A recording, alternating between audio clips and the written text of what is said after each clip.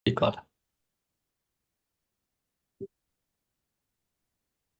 Mulai nggak? Gas. Assalamualaikum warahmatullahi wabarakatuh. Kami dari kelompok 8A akan menjelaskan tugas besar praktikum sistem kendali mengenai plan fungsi alih. Adapun anggota dari kelompok kami yaitu yang pertama dengan saya sendiri, Panji Ahmad Dhani dengan NIM 121130006. Yang kedua ada Hans Davin Cesar Ridho dengan NIM 121130031.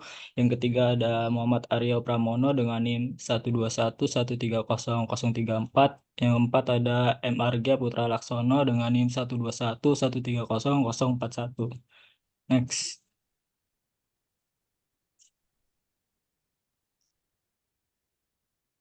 Next. Oke, yang pertama ada definisi dari fungsi alih.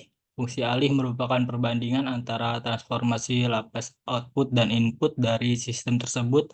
Dalam bentuk umumnya, fungsi alih dinyatakan sebagai rasio antara fungsi transformasi Laplace output dan fungsi transformasi Laplace input. Fungsi alih ini digunakan untuk menganalisis respon sistem terhadap sinyal input atau gangguan, serta untuk merancang controller yang sesuai untuk memenuhi kebutuhan tertentu dalam sistem kendali. Fungsi alih pada sistem kendali menggambarkan respon sistem terhadap perubahan input atau gangguan. Ini diukur dengan fungsi transfer yang memperlihatkan hubungan antara transformasi Laplace output dan input sistem. Fungsi alih memberikan informasi tentang karakteristik respon sistem seperti overshoot, settling time, dan damping ratio yang penting dalam analisis dan desain kontrol sistem. Selanjutnya akan dilanjutkan oleh rekan-rekan saya. Baik, di sini saya akan melanjutkan penjelasan berikutnya yaitu tentang Mason Rules. Mason Rules ini atau biasa dikenal dengan formula Mason merupakan rumus determinan atau rumus matriks yang banyak digunakan sebagai alat dalam analisis sistem kendali yang menghitung fungsi alih sistem terbuka atau open loop transfer function dengan mengandalkan umpan balik negatif. Formula rules ini membantu menghitung fungsi alih secara sistematis dengan pemanfaatan matriks yang merepresentasikan dari struktur umpan balik negatif pada sistem tadi. Rumus atau formulation ini juga banyak digunakan untuk menghitung fungsi alih, tetapi dengan mempertimbangkan antara kontribusi lintasan tertutup dan juga lintasan terbuka pada sistem umpan balik negatif tadi. Pemakaian rumus ini juga memungkinkan analisis sistem dengan lebih sistematis dan efisien serta tepat. Untuk gambar di samping ini merupakan hasil diagram block plan dari formula Mason dan juga signal flow data FV dari PID controller. PID controller ini merupakan untuk menentukan sistem instrumentasi dengan statistik yaitu umpan pada sistem tersebut. Pada pengontrol adalah kontrol yang konvensional yang banyak dipakai pada dunia ini. Pengontrol PID ini memberikan aksi kepada kontrol valve dengan dengan besaran error yang diperoleh. Kontrol valve ini merupakan aktuator yang dapat mengatur aliran fluida pada proses industri. Yang terjadi adalah level air yang diinginkan itu sama dengan set point awal. Dan error merupakan perbedaan dari set point dengan level air aktual. Di sebelahnya merupakan diagram blok dari PID controller ini. Selanjutnya akan dijelaskan oleh rekan saya.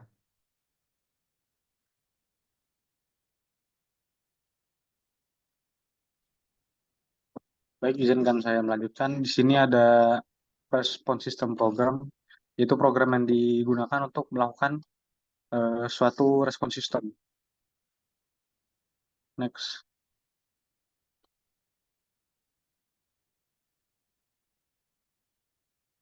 Berikut adalah gambar dari hasil respon sistem. Dari gambar ini menunjukkan adanya kesalahan keadaan tunak yang cukup signifikan pada sistem. Seiring dengan tingginya nilai kesalahan mencapai 0,88. Pada tanggapan sistem yang mendekati nilai amplitudo 0,12. Fenomena ini mengindikasikan bahwa ada perbedaan yang substansial antara nilai set point dan nilai keluaran sistem dalam keadaan tunak.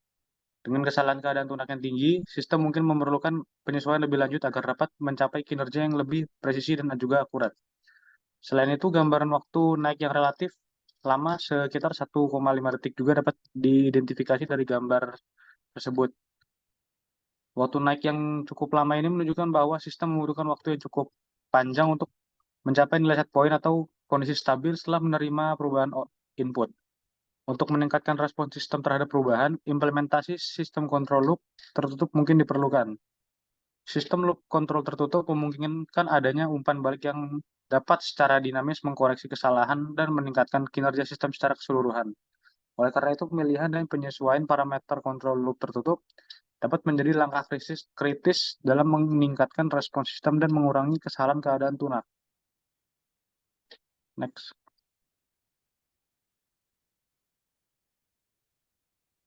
Ini adalah gambar yang lebih jelasnya. Di situ terdapat nilai TD. Diperoleh juga overshootnya sebesar 0. Juga terdapat nilai TR, TP, TS, dan TS. Next. Berikut adalah analisis respon sistem yang diperoleh dari Skillab. Itu ada max overshoot sebesar negatif 0,875, NOM sebesar 1, peak time-nya sebesar 2,38, rise time sebesar 5, setting time sebesar 5, dan TP sebesar 476. Next. Lalu ada diagram Nyquist. Di sini ada program untuk melakukan atau untuk membuat diagram Nyquist. Program ini dipakai untuk membuat program Nyquist. Next. Di sini ada hasil diagram Nyquist dari program yang tadi. Dari hasil Nyquist ini dapat diperhatikan bahwa arah grafiknya searah dengan arah jarum jam. Fenomena ini mengindikasikan bahwa sistem yang direpresentasikan oleh diagram tersebut memiliki fase positif pada berbagai frekuensi. Coba next tuh. Selain itu, perlu dicatat bahwa diagram ini menunjukkan posisi sistem di luar titik kritis min 1 plus J0. Posisi ini memiliki implikasi penting karena menandakan bahwa sistem berada pada titik stabilan, di mana responnya terhadap gangguan atau perubahan eksternal cenderung untuk kembali ke kondisi setimbangnya. Untuk lebih lanjut, letak sistem di luar titik min 1 plus J0 juga menunjukkan kepekaan yang baik terhadap perubahan parameter atau gangguan. Sistem memiliki margin kestabilan yang cukup di sekitar titik setimbangnya dapat menanggapi variasi yang terjadi dalam lingkungan tanpa mengalami instabilitas. Oleh karena itu, hasil ini memberikan gambaran positif tentang stabilitas dan kepekaan sistem yang merupakan karakteristik yang diinginkan dalam banyak aplikasi sistem kontrol dan juga automasi. Next.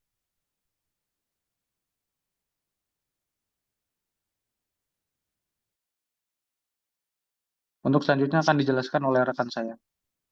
Oke, selanjutnya yaitu kita di sini bakal menentukan berapa nilai dari pit controller yang digunakan dalam sistem yang kami dapat dari jurnal. Oke, jadi di sini ada respon sistem pertama yang kita dapatkan yaitu berbentuk kurva S, yang dimana di sini kita dapat mencari nilai PID controllernya itu dengan menggunakan rumus ZN1 gitu, dengan menentukan panjang T dan panjang L-nya.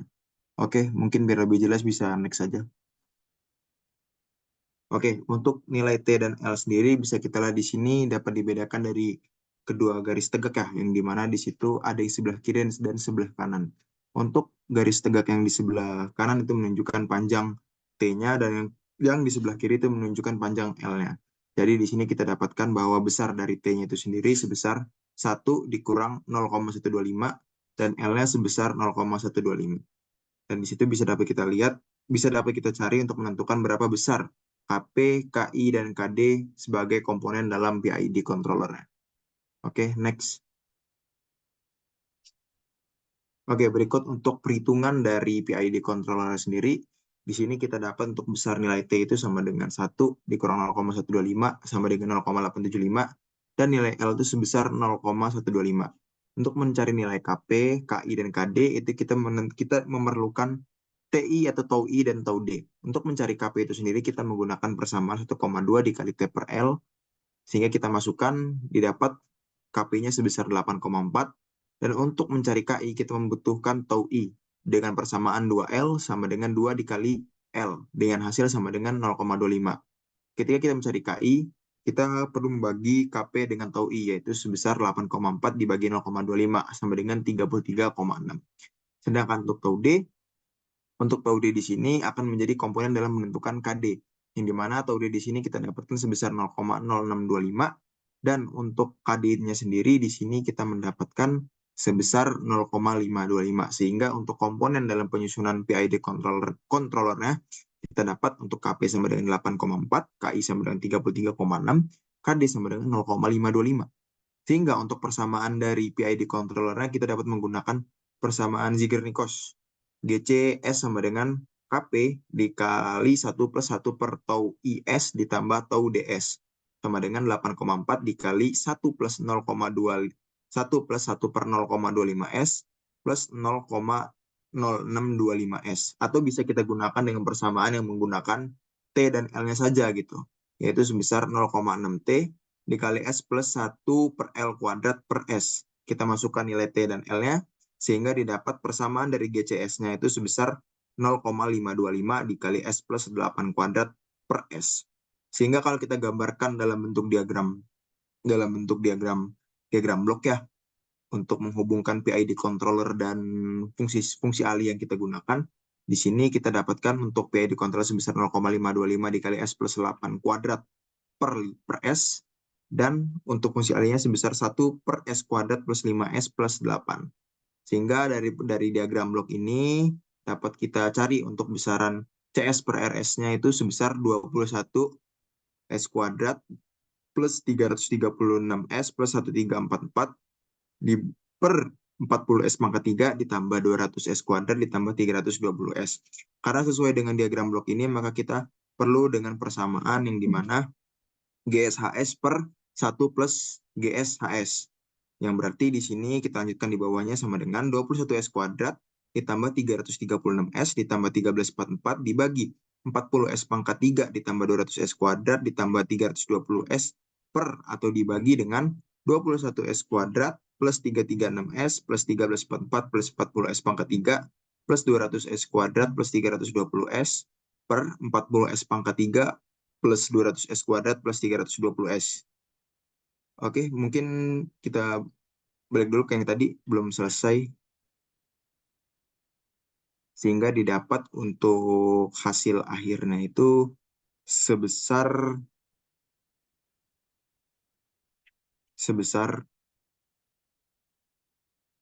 bisa balik yang slide yang tadi yang sebelumnya, slide yang untuk perhitungan PID. Oke, sehingga untuk besar dari PID controller dan fungsi alih yang kita padukan di situ dengan persamaan 21S kuadrat plus 336S plus 1344 per 40S pangkat 3 plus 221S kuadrat plus 656S plus 1344, 1344. Itu untuk hasil akhir dari perhitungan PID controller yang kita padukan dengan fungsi alih. Oke, mungkin bisa di next.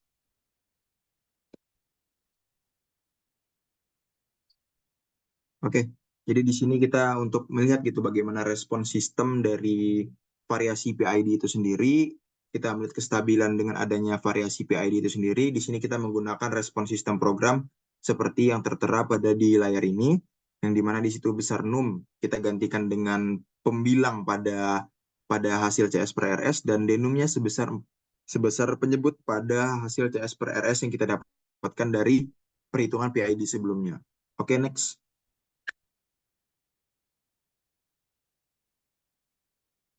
Oke, Dari program tersebut didapatkanlah bentuk sinyal, bentuk keluaran atau respon sistem seperti pada gambar ini, yang dimana di sini dapat kita lihat terdapat variasi yang lebih signifikan dibandingkan hasil yang sebelumnya. Di sini dapat kita lihat dapat perubahan-perubahan di mana time delay-nya terjadi pada 0,4 second, terus untuk time rise-nya terjadi pada sekitar 0,69 second. Untuk time peak-nya kita terjadi di 1,5 second, time stabil atau settling time itu terjadi pada 2,4 second, dan untuk error steady state-nya atau kita sampai di titik kestabilan itu pada titik 4,8 second. Dan dapat kita lihat di sini untuk overshoot maksimumnya itu berkisar di antara 0,29 seperti itu. Oke, bisa lanjut.